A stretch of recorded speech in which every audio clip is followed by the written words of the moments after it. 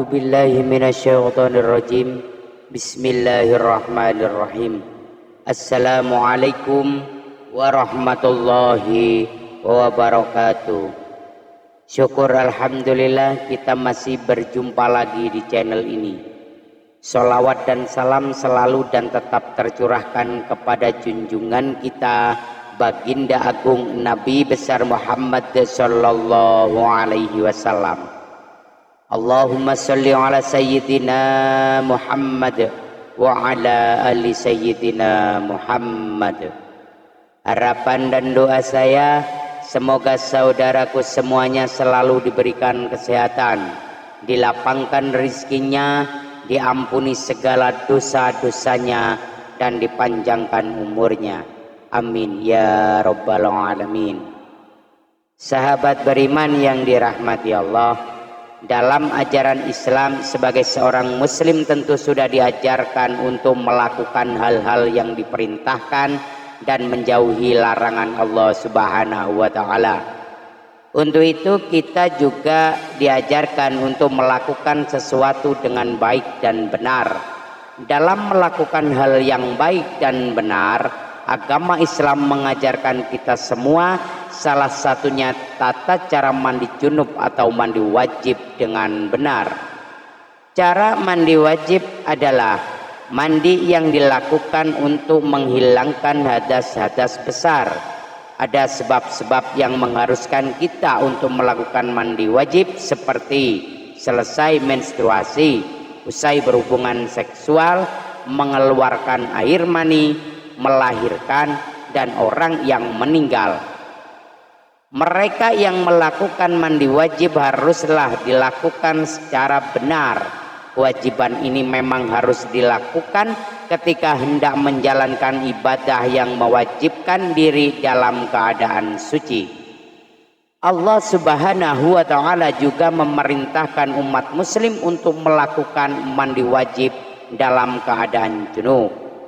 Allah Subhanahu wa taala berfirman, "Hai orang-orang yang beriman, janganlah kamu sholat sedang kamu dalam keadaan mabuk sehingga kamu tidak mengerti apa yang kamu ucapkan. Jangan pula hampiri masjid sedang kamu dalam keadaan junub kecuali sekedar berlalu sehingga kamu mandi.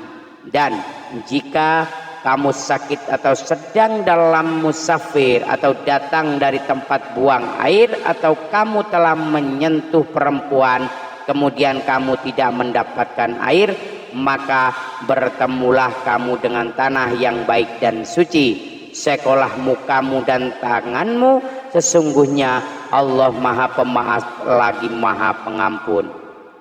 Lalu apa saja 7 hal yang dapat membuat mandi wajib menjadi batal atau tidak sah?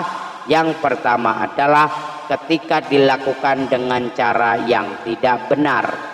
Mungkin saja ada poin-poin di mana tata cara mandi wajibnya lupa atau tidak sesuai. Dari Ibnu Abbas radhiyallahu anhu bahwa Maimunah berkata, "Aku pernah menyediakan air mandi untuk Rasulullah sallallahu alaihi wasallam, lalu beliau menuangkan air pada kedua tangannya dan mencuci keduanya 2 kali atau 3 kali. Lalu dengan tangan kanannya beliau menuangkan air pada telapak tangan kirinya. Kemudian beliau mencuci kemaluannya. Setelah itu beliau menggosokkan tangannya ke tanah. Kemudian beliau berkumur-kumur dan memasukkan air ke dalam hidung. Lalu beliau membasuh muka dan kedua tangannya. Kemudian beliau membasuh kepalanya 3 kali dan mengguyur seluruh badannya.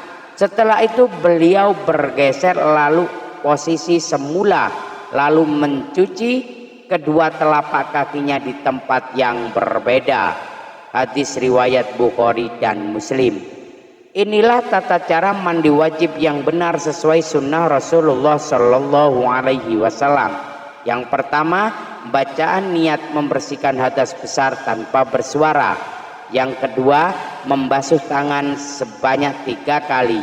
Yang ketiga, membersihkan bagian kemaluan dan sekitarnya dari kotoran dengan menggosokkannya dengan tangan kiri.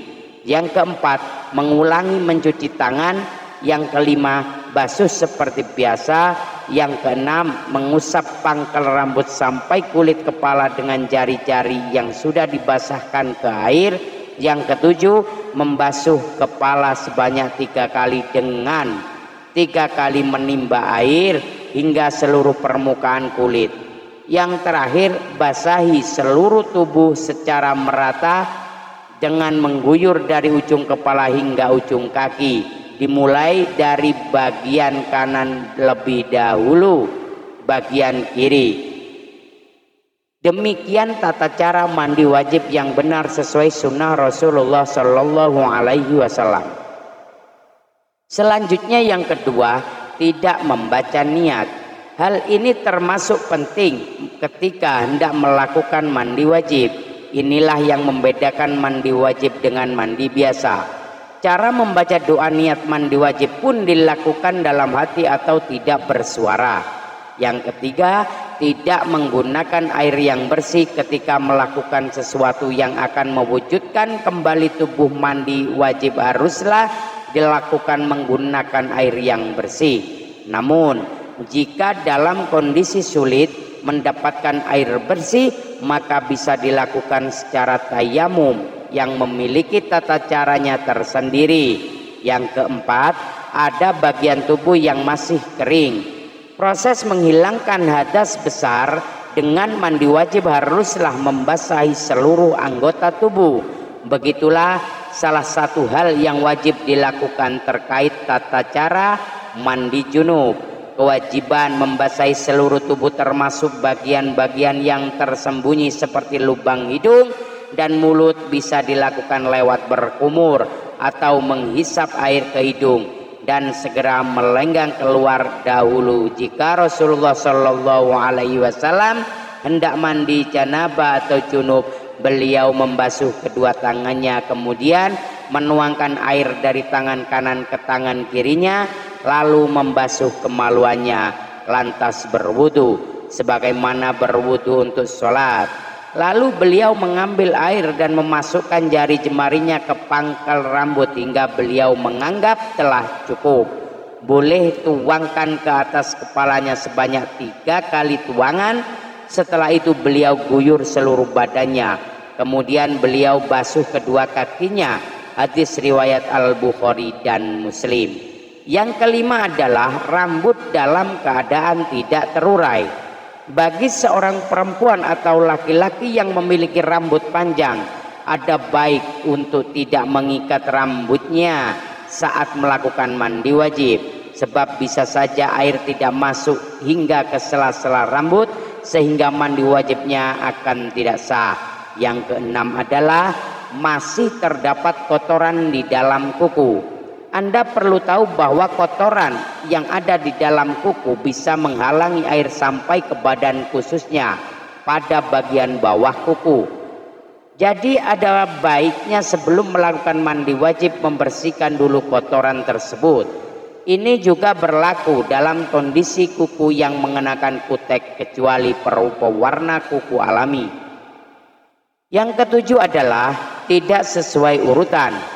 Dalam melakukan mandi wajib dapat membatalkan mandi wajib itu sendiri. Di dalam melakukan mandi wajib ada juga perlu memperhatikan rukun mandi wajib. Yang pertama, membaca niat di dalam hati atau tidak bersuara. Yang kedua, menghilangkan kotoran dan najis pada badan.